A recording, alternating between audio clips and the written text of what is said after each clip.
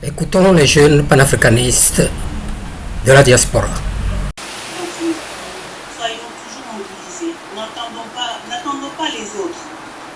Dès qu'on entend qu'une situation se présente, on va se précipiter. Mais je vais vous dire la vérité. S'ils sont venus nous chercher après cette rafle policière qui nous rappelle des époques très sombres dans l'histoire de la France. Je suis Nouveau Trini, heureux de vous faire part de ma réflexion sur la messe concélébrée à la gloire du macronisme et d'une certaine jeunesse africaine le 8 octobre 2021 à Montpellier, France. Qu'en attendre concrètement? Très peu. Néanmoins, de précieuses leçons à tirer pour la suite de notre long parcours à plusieurs entrées et sorties. C'est comme une autoroute, vous savez. La France africaine, à bout de souffle, propulse le macronisme pour redorer son blason. La jeunesse afro-montpelliéraine est plurielle, diaspora et non-diaspora. Des intérêts catégoriels convergents et ou divergents. L'intérêt ou dénominateur commun, un plaidoyer pour plus d'acceptation, reconnaissance, visibilité et pour un nouveau partenariat sous le couvert de la, entre guillemets, réémergence de l'Afrique. Le rapport de force étant largement en faveur de M. Duchâteau, l'ordonnateur en chef de cette messe, voyons son espace, son territoire, son financement, ses personnels, etc.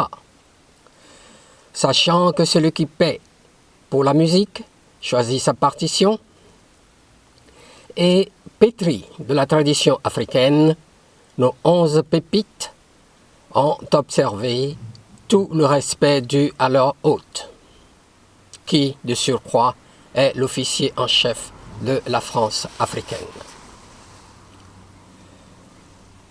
Les préparés, joutes oratoires bien assaisonnées, voix pimentées au pili-pili, ont été exécutés sans filtre, ont-ils affirmé. La mise en scène et la chorégraphie étaient à la hauteur de l'événement.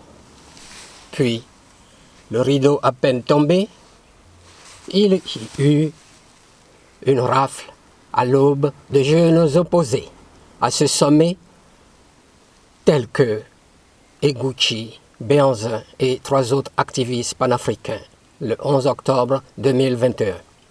Puis, libérés entre le 12 et le 13 octobre, pour insuffisance de preuves pour ce qu'on leur reprochait. Bousculade d'une employée et enfarinage d'un maire, semble-t-il. Dossier vide. Quelle bévue ce fut. Ça puait du harcèlement politico-judiciaire. Du jamais vu, même du temps du très fameux Monsieur Afrique Jacques Faucard, paix à son âme. Depuis son accession au pouvoir, M. Duchâteau ne fait que ce que nos anges gardiens ou elfes malfaisants lui demandent. D'autres leçons sans doute à tirer. Mais celle énoncée plus haut ne nous situe-t-elle pas assez sur le nouveau piège tendu à l'Afrique et à sa diaspora? Ne faudrait-il pas une stratégie claire pour ne point répéter nos fatales erreurs du passé très lointain ou récent, ne me laissant point tromper par le choc ou la virulence de certains échanges? Cette messe a accouché de quels résultats, me suis-je demandé? De forme? Peu. De fond? Presque rien. C'était connu, s'agissant des Africains, ce que Marianne donne d'une main, elle le reprend d'au moins 650 fois de l'autre. L'ordonnateur en chef, de son propre aveu, pour ne pas être accusé d'abandon, ne fait que ce que nos anges gardiens et elfes malfaisants lui demandent. Ainsi, que ce soit au Tchad, au Mali, Niger, Togo, Guinée, Centrafrique, Côte d'Ivoire, etc., il s'ensuit une incohérence éclatante en politique france-africaine. Néanmoins, notez-le bien, toujours profitable aux industries et affairistes français. Et quelques miettes pour nos élites dirigeantes au regard tourné vers les paradis fiscaux. Panama, Pandora ou ailleurs, et lesquels font fi de nos problèmes intérieurs depuis plus de 6 décennies au moins. En fait de compte, rien pour nos laborieuses populations. Au Mali, M. Duchâteau s'est dégagé du Nord sans qu'on ne le lui demande. C'est la preuve qu'il peut agir tout seul sans se référer à nos anges gardiens et elfes malfaisants. Pourquoi alors il ne dégage pas sa garantie, c'est-à-dire sa parité ou sa fixité du franc CFA, qui est un frein à la croissance des économies de l'UEMOA et de la CEMAC. Cette simple mesure ne libérera-t-elle pas nos politiques monétaires et financières des moteurs manquants de notre essor économique depuis nos formelles indépendances de 1960? Puis, cessez de nous épouvanter avec le Nigeria. Les jeunes diasporas et franco-français ont-ils jamais eu peur de l'Allemagne? Pas à ma connaissance. Courageusement, Monsieur Duchâteau, faites-le. Supprimez votre garantie, s'il vous plaît. Pour quelles conséquences? Moins de poubelles de misère ou de shit-hole seraient produits. Moins de cadavres à laisser aux vautours au Sahara ou à récupérer dans la mer Méditerranée.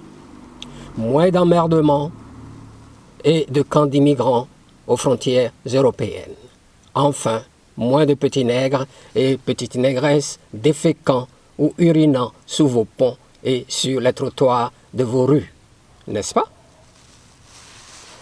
Jeunes afro-montpelliérains, nos 11 pépites, maintenant que vous avez une oreille attentive au château, dites donc à votre illustre concélébrant de nous débarrasser de sa garantie, c'est-à-dire de sa parité ou fixité avant son départ éventuel du château ou son second mandat. C'est la simple faveur que les populations africaines que vous chérissez tant vous demandent. Ensuite, pour rompre avec cette prédation de plusieurs siècles, je dis oui à un partenariat gagnant-gagnant dans lequel nous serons majoritairement propriétaires et dirigeants. Association du cheval et du cavalier a assez duré. Je suis d'avis que nous devons être partout où il s'agit de nos intérêts, à moins que, pour de différentes raisons, nous nous sentons inconfortables avec l'hôte qui a plus d'un tour dans sa gibecière, c'est-à-dire dans son sac. La question de légitimité ou illégitimité étant un faux débat, a-t-il lieu d'être? Pour des diseurs de non, à tout, sans doute. Merci pour ce service inédit. Puis, pour finir, puis-je suggérer le mot d'ordre qui résume le mieux notre stratégie, l'unité dans la diversité, pour aller hardiment de l'avant sans naïveté ou compromission sur l'autoroute de notre réémergence ou régénération. Chers auditeurs et auditrices, qu'en dites-vous? Merci de votre attention.